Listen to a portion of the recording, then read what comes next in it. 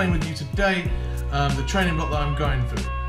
This doesn't mean the whole training cycle that I'm trying to specialise with everything. This means this current 8-week block, which is GPP. GPP stands for General Physical Preparedness, which means that we're just training the whole body and we're setting a base for the specifics to come. So right now we're keeping it simple. We're not specialising in anything for rugby specificity. We're not specialising in anything for Olympic weightlifting, snatch and clean and jerk. And we're not specialising in anything for powerlifting. Those are the 3 sports that I want to compete in, but at the moment we're just looking to build a general base. What that means exercise-wise, I'll explain in a sec whilst I play some training footage. But for now, what I want to explain with you is the sets and reps and weight that I'm going through. I'm going to use this trusty whiteboard, and this should help us explain and help you make sense of exactly what the hell I'm talking about. This is explaining each 4-week block. Every 4 weeks, I'm going to have a deload, take it quite light. So first, talking about sets, as the weeks go on, we're going to gradually increase the amount of sets that I do. So this means in this first week, I started off on 1 to 2 sets, and each week I went from 2 to 3, 3 to 4, and then I'll take a deload. Second block, I'll start on 2 to 3 sets and add in the sets as I go.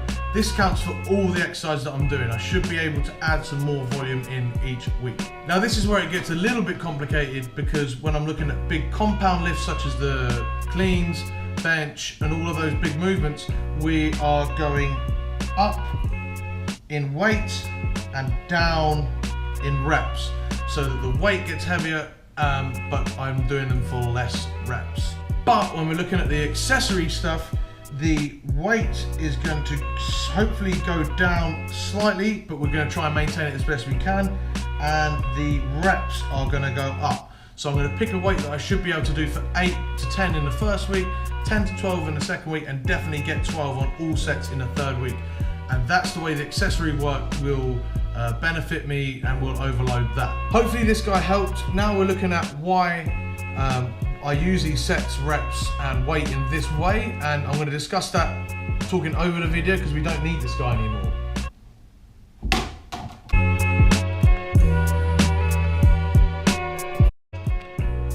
Alright, so as you watch these videos of these exercises, you'll notice that I increased the sets up from last week. The reason simply being that it's just me doing more work, and more work means more adaptation, which means I can be getting better. Sets is quite simple, reps and that gets a bit more complicated. So with the primary movements, specifically the ones that I'd be doing in a competition, we're looking at trying to increase the weight. That inevitably means that the reps are going to have to go down to accommodate for this, which is fine, because we're not trying to see who can do the most sets of 10 in a competition. The competition is who can do the most sets of 1, or who can do the most weight for a set of 1. But the other stuff, we're looking at getting stronger by just simply doing more reps. We're trying to keep the weight the same. It might go down a little bit. Hopefully it can even go up a little bit, but we're going to move from 8 reps to 10 reps to 12 reps on all accessory movements. So that includes wide grip bench, block pulls, which you'll see a little bit later. So anything that's a slight variation of a main lift will probably go down as an accessory, and therefore we're going to keep the weight the same and maybe drop it a little bit, hopefully increase it a little bit. But overall, the main goal is just to do some general work, or to do generally more work over time, which means we're going to make general improvements in our full body. So that allows us that when we specify, so my first competition looks like it's going to be rugby rather than powerlifting or weightlifting. When I get to that time, I can actually be more specific and make adaptations better for rugby. Then we've still got a good base, so if I look to do an Olympic weightlifting competition or a powerlifting competition, we can then use that base to increase strength in those specific movements.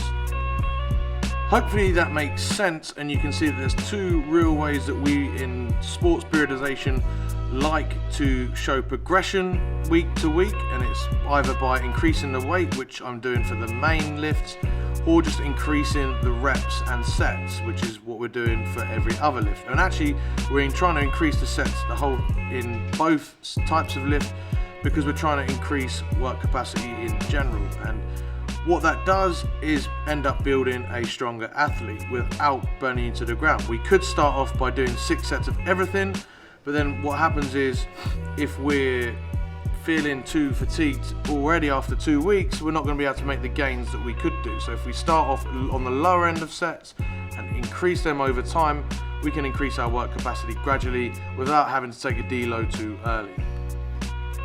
Hopefully that all makes sense, and packed in with the deload every 4 weeks, that makes sure that I'm definitely not gonna completely fatigue myself. It means I'm gonna be able to continually improve, making small improvements over time, because I've got a long time for this process to go forth to make myself the best athlete that I can be.